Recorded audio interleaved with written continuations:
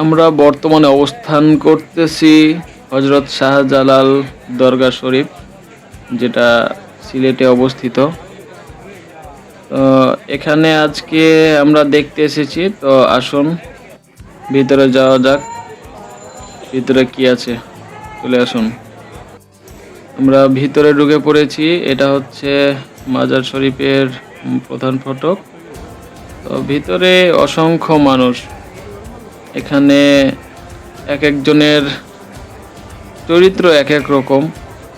এখানে দেখা যাচ্ছে কেউ ছদ্মবেশী পকেটমার, কেউ সাধু এবং কেউ অসাধু।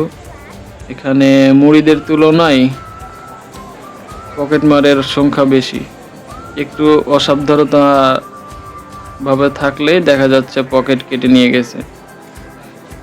এখানে দেখা যাচ্ছে মহিলাদের নামাজের স্থান।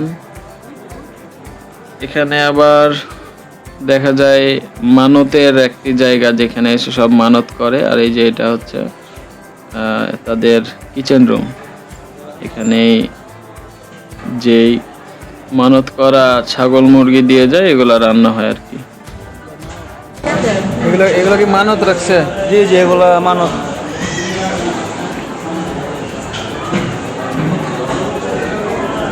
আমরা বেরিয়ে পড়লাম। এখানে দেখা যাচ্ছে অনেক কবুতর, যেগুলোকে জালালি কবুতর বলা হয়। এখানে অসংখ্য কবুতর দেখুন।